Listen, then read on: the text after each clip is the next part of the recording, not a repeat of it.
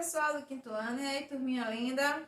Estão bem? Vamos a mais um encontro, né? Nosso primeiro momento hoje vai ser no livro de História, tá? História, livro de História. E página 67.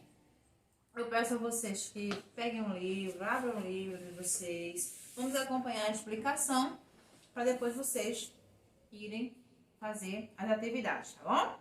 Então, vamos lá? Então, nosso assunto hoje, gente, é na página 67.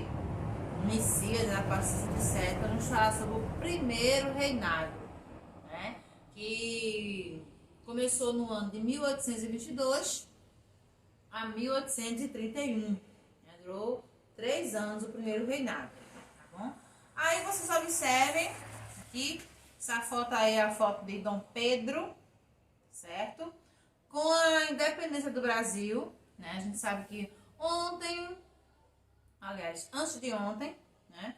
Foi 7 de setembro, a data que é comemorada a independência do Brasil. Foi no dia 7 de setembro de 1822 que o Brasil deixou de pertencer a Portugal, se desligou de Portugal, tá? E passou a ser governado pelo rei que era o filho de Dom João, que era Dom Pedro I, tá? Então, na página 67, com a independência em 1822, o Brasil tornou-se uma monarquia, tá? O que é monarquia? É um governo que ele é administrado por um rei ou um imperador, que é a mesma coisa, né? Por um rei. Né? E essa monarquia é um sistema que ela é hereditário. Quando o rei morre, quem fica em seu lugar é o seu filho e assim sucessivamente, tá bom? Como se fosse hereditário, né? Então, Dom Pedro ele foi aclamado o imperador do Brasil, recebendo o título de Dom Pedro I. O império em que ele permaneceu no poder foi de 1822 a 1831. Recebeu o nome de Primeiro Reinado, tá? Esse reinado, ele foi um momento assim bem conturbado, bem marcado, né, aí pela insatisfação de algumas províncias dos brasileiros que aqui estavam. Então, foi um período assim bem conturbado, mas assim bem estressante, certo? Porque alguns portugueses ainda tinham ficado aqui no Brasil, então as províncias, que no caso eram as capitanias, que eram governadas por portugueses, eles não aceitavam ainda o Brasil ter se tornado uma monarquia independente de Portugal. Então, foi bem assim, bem estressante, tá? Como eles não aceitavam, então, o Dom Pedro I ele teve alguns problemas, né? Então, o primeiro reinado, como eu falei para vocês aí, então, além dessa oposição política interna, certo? Em 1823 foi convocada uma... 3 anos não, né, gente? 9 anos. Ele comandou o primeiro reinado, durou 9 anos, não saía esse 3 anos, né? Durou 9 anos. Então, em 1823 foi convocada uma assembleia para elaborar a primeira Constituição, né, brasileira, certo? Então, o que é Constituição? Constituição é um conjunto de leis, né, que regem um país, certo? É um conjunto de leis, são várias leis, certo? Que regem um país, tá?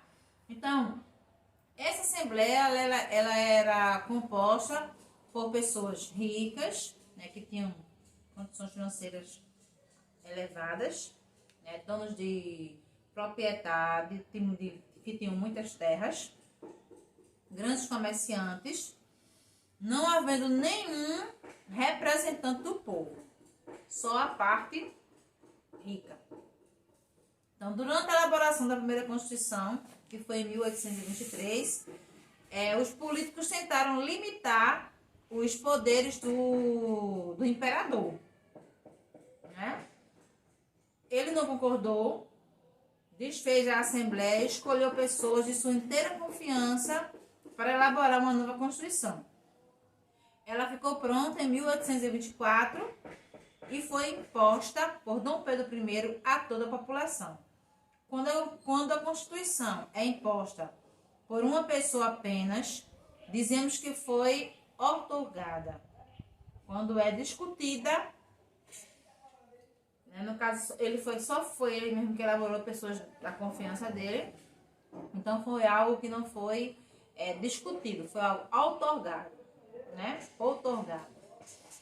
Então, quando for discutida por representantes da população, dizemos que é uma Constituição promulgada, né? Promulgada. Então, a Constituição em 1824 estabelecia a monarquia hereditária como sistema de governo, né? Porque aí, quando ele morresse, o filho dele assumiria o trono. Quando o filho dele morresse, o filho do filho dele morresse, quem assumiria seria o filho do filho, e assim sucessivamente. Segundo, então ele fez, na verdade, uma Constituição que privilegiasse mais ele como rei, logicamente, né? A família real. Então, que nas eleições só poderiam votar homens livres e com rendas determinadas, no caso os escravos não podiam votar, nem mulheres, só homens, tá? E com renda determinada, excluindo o voto das mulheres, dos homens livres e pobres e dos escravos. Então, só podia votar pessoas ricas, apenas pessoas ricas podiam votar, tá bom? Somente isso, quem tivesse dinheiro. Quem não tivesse dinheiro, mesmo que fosse livre, escravos, mulheres, não votaria. Né? Jovens, adolescentes, não votaria, tá? Então, 4 poderes. Aliás, aqui, o voto aberto, sem ser secreto, as pessoas sabiam quem você ia votar, tá? Os 4 poderes exercidos pelo imperador, o executivo e os ministros. O legislativo, que seria exercido pelos deputados e senadores. O judiciário, formado pelos juízes escolhidos pelo imperador. O moderador, exercido pelo imperador, que controla todos os outros poderes. A existência do poder moderador gerou muita insatisfação, porque concentrava todo o poder nas mãos do imperador. Então, só ele mandava, mais ninguém. Muitos brasileiros ficaram descontentes com as atitudes autoritárias do imperador nesta época, né? Muitos brasileiros ficaram. Então, com isso, deu início aí a uma revolta. Essa revolta foi chamada de Confederação do Equador. Essa revolta ela iniciou aqui em Pernambuco, mas que foi se espalhando por outras províncias do norte e nordeste do país, como Paraíba, Rio Grande do Norte, Piauí e Ceará. A Confederação do Equador recebeu esse nome porque algumas províncias se situavam próximas à linha do Equador.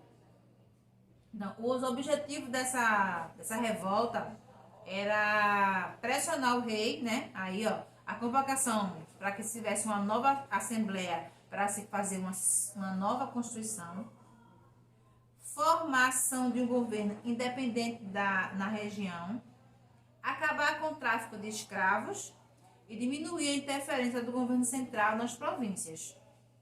Então, eles queriam isso, eles queriam tirar um pouco do poder, que era todo concentrado apenas no rei, só o rei mandava, mais ninguém.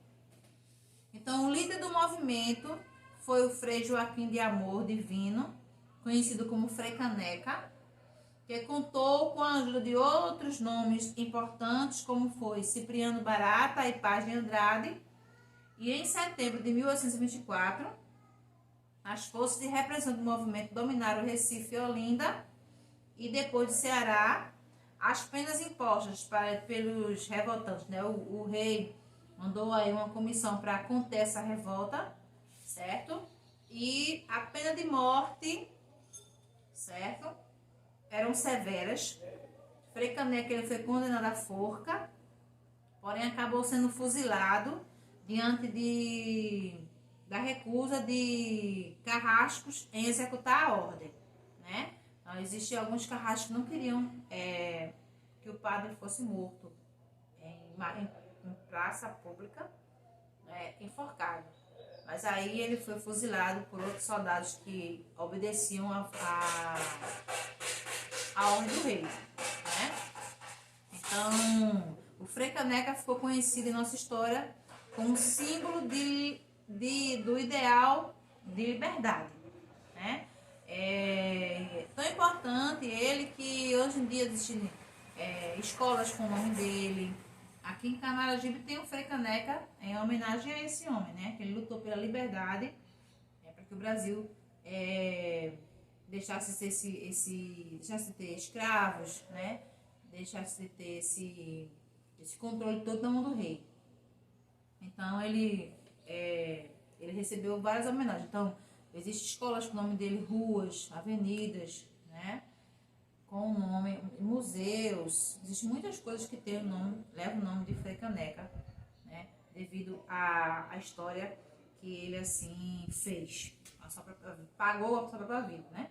Então, aí é na paz de 68. Na paz de 69, a insatisfação do povo brasileiro com o autoritarismo do rei, do imperador, era cada vez maior, porque ele era muito autoritário, Dom Pedro I. Era só o que ele mandava. Só o que ele mandava. Ninguém podia obedecer mais nem, só a ele. Só o que ele queria. Então, Dom Pedro I resolveu abdicar no dia 7 de abril de 1831, quando o rei Dom VI morreu, né?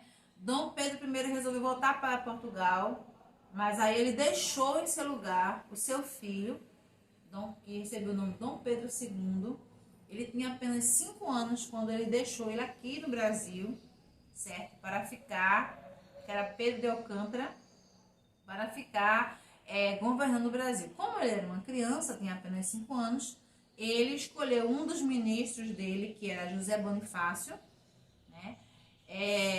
José Bonifácio tomaria conta do Dom Pedro II, certo?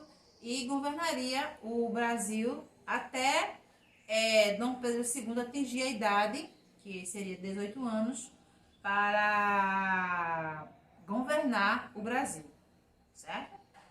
Então, ele ficou esse governo ficou mais nas mãos dos regentes, que eram os ministros, tá? Chefiado por José Bonifácio. E assim terminou o primeiro reinado. Dom Pedro I ele renunciou à coroa de Portugal, entregando a sua filha, Dona Maria da Glória, certo? Que ficou conhecida como Dona Maria II, em 1852. Ele depois também abdicou da coroa de Portugal. Ele nem governou o Brasil e nem governou lá Portugal, certo? Devido que ele era uma pessoa muito autoritária, só queria mandar. Então, curiosidade, o ano de batismo de Dom Pedro I o nome de batismo de Dom Pedro I é um nome enorme, gente.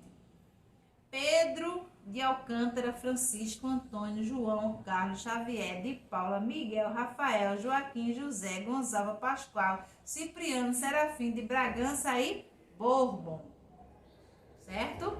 Vê mesmo que nome enorme. Um nome enorme ele tinha, certo? Esse nome todinho aí era o nome de Dom Pedro I, tá bom, gente? Aí, página 69. Na página 69 começa a atividade, certo? Então, aí o primeiro quesito você vai enumerar. Segundo, você vai enumerar conforme a legenda. Na página 1, se for Constituição outorgada, e 2, se for promulgada, né? Outorgada é quando ela é imposta e promulgada é quando tem a participação do povo, né? De representantes. Então, quarto quesito, você vai pintar no mapa os estados que representam as províncias, que dizem independente do Nordeste. Depois escreva o nome de cada uma delas. Quinto, vai completar aí as frases, porém procurando aí a resposta. Depois vai colocar a resposta no caça-palavra. O sexto, na página 71, que motivos levaram o imperador Dom Pedro I a abdicar o trono do Brasil, também tem. E o sétimo, marque com X a alternativa correta, tá? E o oitavo, porque a independência não conseguiu separar totalmente o Brasil de Portugal, né? Porque aí tinha algumas províncias que elas eram governadas, né, por representantes de Portugal, mesmo o Brasil tornando-se independente, tá? Então ele não conseguiu ainda se tornar totalmente. Só em 1889 foi que ele conseguiu definitivamente romper aí com os laços totalmente com Portugal, certo? Então, meus amores, para vocês responderem a página 69, 70 e 71, é preciso que vocês voltem e leiam aí a página 67, 68 e 69 também, tá bom? Então, beijão, vou ficar aqui aguardando vocês enquanto vocês respondem, né? Aqui, livro de história, página 69, né? Página 69, 70 e 71, tá bom, meus amores? Então, não acumula atividade, vamos fazer atividades, tudo certinho, pra ficar, ó, ser o aluno nota 10 2020, tá certo? Então, beijão e até logo mais.